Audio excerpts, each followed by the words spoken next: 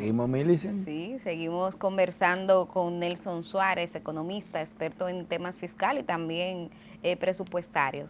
Antes de la pausa, tú estabas introduciendo un concepto nuevo cuando hacías el ejercicio de perfilar esta reforma. Hablabas de dos principios, el principio vertical y el principio horizontal.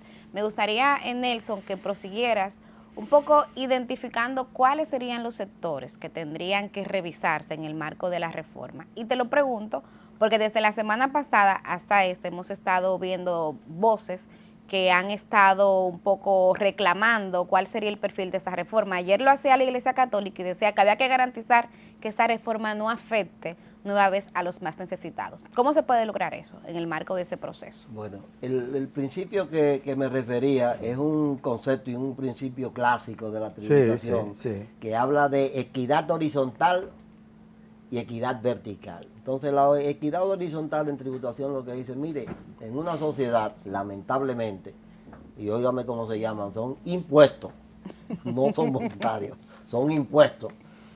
Todos deben tributar. Ahí no hay consenso. De acuerdo con su capacidad.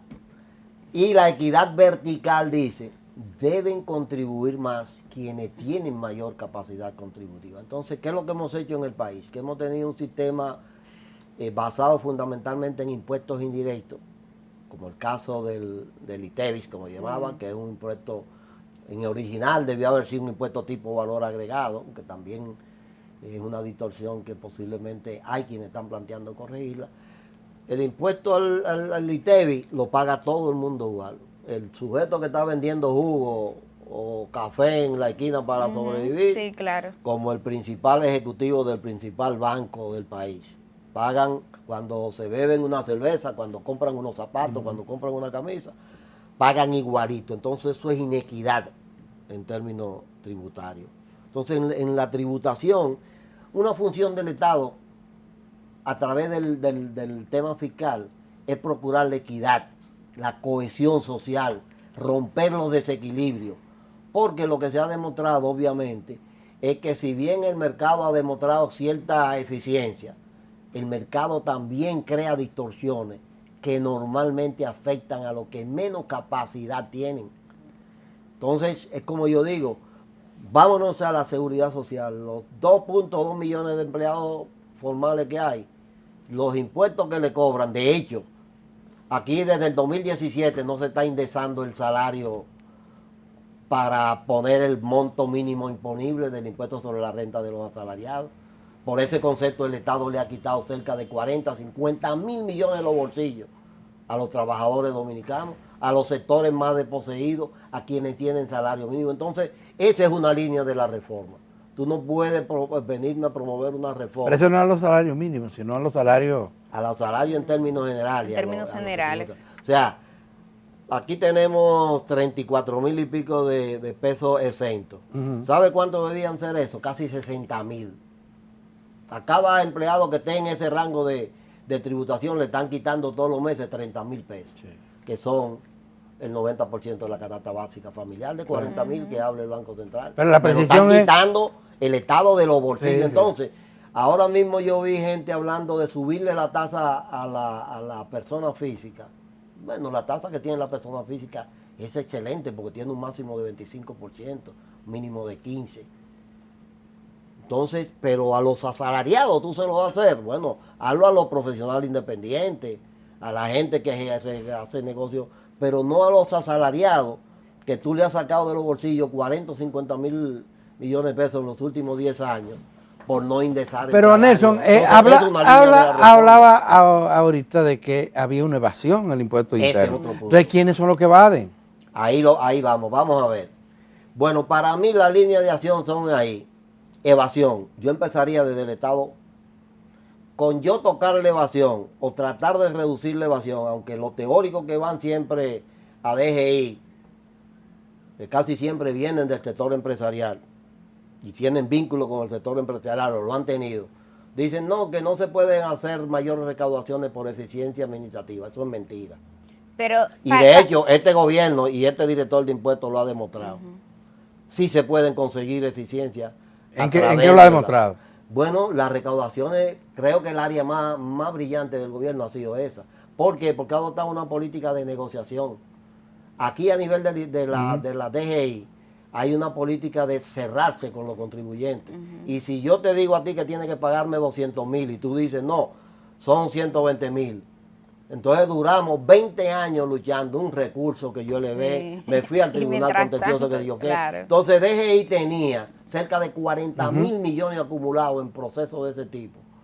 Y han hecho, lo han estado recaudando. se han hecho cerca de una reforma. ¿Por qué? Porque tú estás presionando demasiado al contribuyente. Y lo que le está diciendo la multa que le ponen no venga a pagar. La multa que le ponen a esos contribuyentes cuando no, eso al es final expropiatorio, es sí, expropiatorio, sí, porque es una indemnizatoria y una por moratoria. Entonces, ese tipo de cosas hay que corregirla para tú hacerlo. Entonces, ¿qué ha hecho el gobierno? Pero que eso tú no lo puedes prostituir, porque entonces tú vas a vivir de amnistía en amnistía. Claro. Pero ha conseguido muchos recursos porque la administración se ha abierto y cuando está ahí donde ti, bueno, la última ley que dice, mira, ponte claro y dime y dame el tanto por ciento. ¿Por qué? Porque tú no puedes tener 40,000 millones de pesos. ¿Cuánto que ustedes me quieren pagar de los 40,000? 10,000, échemelo para acá. Arriba. Y entonces vamos a empezar de cero, pero te tengo fiscalizado ya. Exacto. Y empiezo a trabajar contigo para que tú no te me caigas en la mora.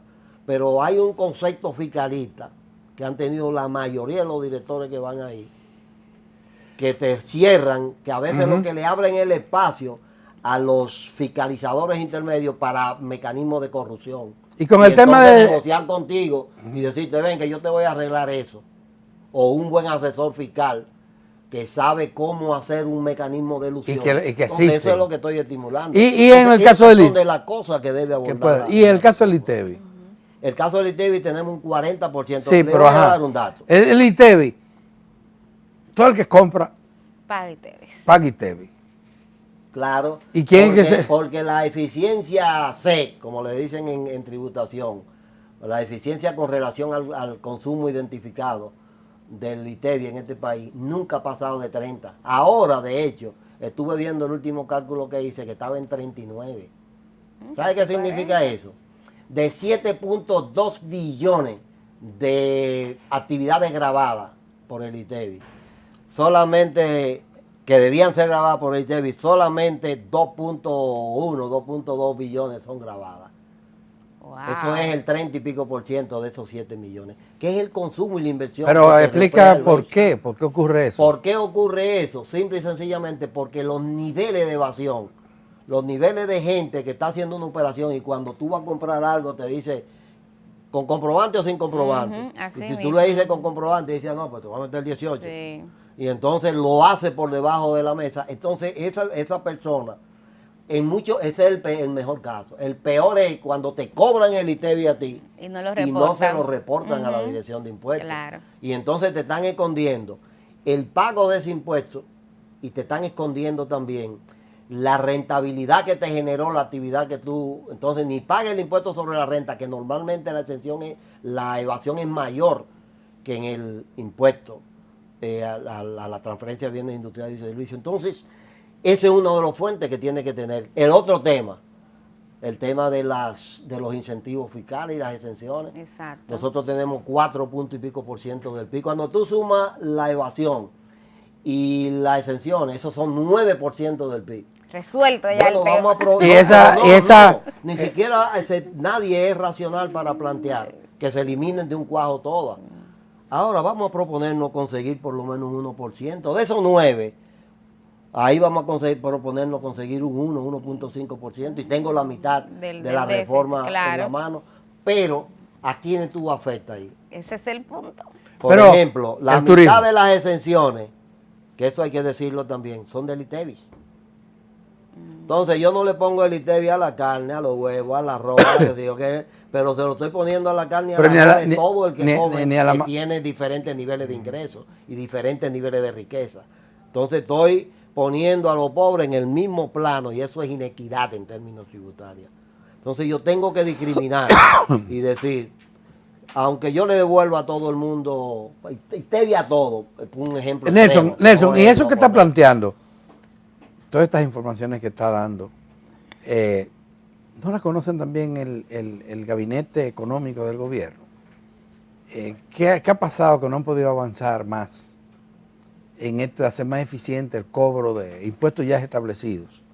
Y además, el tema de las exenciones está identificado también de hace mucho, lo ha hecho organismos nacionales y lo han hecho organismos internacionales. Y porque no solamente este, sino gobiernos anteriores, no han podido entrarle, no quieren o no han podido entrarle a esto de, por ejemplo, el turismo. En un momento necesitaba incentivos para convertirnos en lo que somos hoy, ya un país turístico. Pero ya lo somos y estamos afianzados en eso. Y probablemente no echemos para atrás porque le eliminemos a los hoteles o a los turoperadores o le impongamos a ellos que tengan que pagar impuestos. Yo le quito al turismo. El turismo le soneran la cama, los colchones, las sábanas, lo que traen, lo que el ITEVI, todo. Bueno, pero que me paguen sobre el impuesto sobre la renta que obtienen, sobre los vecinos que tienen. Ellos no pagan impuestos. Lo mismo pasa en el zona franca. Te doy el local, te exonero los insumos, te quito el ITEVI, te quito el arancel, pero págame sobre te hago infraestructura. Págame sobre los beneficios que tú obtienes, por lo menos. Al día de hoy esos sectores no pagan. No pagan. Entonces, pagan lo mínimo. Y mil y se pagan. Porque, oye, entonces a los empleados y a los trabajadores a sueldo se lo quitan en la fuente. Sí. Entonces, ¿por qué tú no me puedes pagar sobre lo que tú? Yo Diga te voy que a dar todas las condiciones para competir. Hay el argumento. El argumento me voy de aquí. Voy más lejos. Te voy a poner una tasa preferencial de impuestos sobre la renta. Pero sí, paga algo. Pero paga algo, Claro. porque todo el mundo paga. Sí. Todo el que consume y toda la gente, normalmente. El argumento siempre es que los inversionistas de zona franca o de turismo se irían a otro lugar. La fuga de mentira. capitales. Eso es La fuga de mentira. capitales. No hay muchas condiciones en ninguno de los otros sitios. Claro. Pregúntense qué está pasando en la mayoría de los países circundantes de nosotros. Entonces, Sí, crisis. eso es una mitología. Y el que se tiene que ir para mejorar el país, como yo digo, tengo una situación envidiable en términos de estabilidad social. Sí. Tenemos el principal sector económico de este país son las remesas. Independientemente de lo que me diga el Banco Central y de usted, Loría, siempre digo, todas esas teorías y todos esos modelitos macroeconómicos que usan los genios, no han resuelto un problema social en ninguna parte del mundo. Al contrario, lo agravan a veces. Entonces, ahora, 2.800.000 dominicanos que me mandan 10.000 millones de dólares de gratis. Casi 11 ya. Esos sí son realmente, no es el turismo, ni es la inversión extranjera. Son esos 10.000, 11.000 millones de dólares. Que es lo que se cuentan y lo que cuenta el Banco Central. Y eso porque llega. Lo que viene en un tanque, que le mandan comida, aceite, jabón, lata, a toda la familia de este país le están mandando. O lo que viene en la maleta y en los bolsillos. O lo que cuando nosotros cualquiera viajamos y hay una señora que dice, llévame esos 200, ¿dónde cuenta el Banco Central? Esos son los que tienen este país con la estabilidad social. Así es. Que lo tienen. Porque hay gente que están en los pueblos esperando todos los meses que le manden los $200 de la remesa y están tranquilos. Y como nosotros somos un país muy fietero y muy feliz, no tenemos, entonces eso hay que conservarlo en el país. ¿Sí? Pero para conservarlo, los sectores que tienen capacidad tienen que saber que tienen que pagar esa parte de la democracia.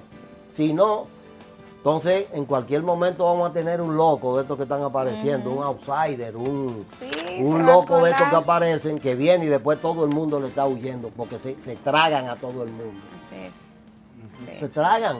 Nelson. Un loco como Trump, que suba a Estados Unidos. O como Milei en Argentina. Está en riesgo la remesa de nosotros porque él dicho que va a deportar, va a tener un récord de deportaciones. Bueno, quizá aquí lo justificarían, como han hecho con una gran cantidad de haitianos. Entonces después vamos a ver si esa moneda no es de lo mismo, si ese loco coge el poder en Estados Unidos y viene y dice, voy a mandar 200.000 dominicanos para allá. Oye la musiquita. Se Nelson acabó el tiempo. Suárez, muchísimas gracias por haber atendido nuestra invitación. Sí, y creo muy que el interesante público la entrevista. habrá notado que valió la pena. Totalmente. Definitivamente el hombre vino con muchas informaciones y con ideas muy claras sobre lo que viene. Damas y caballeros, nosotros terminamos aquí la jornada de esta semana. Cerramos la semana y cerramos el mes. El mes. Y el lunes estaremos de nuevo con ustedes con otra entrega de su telediario 1+1. Buen fin de semana. Ay, señores.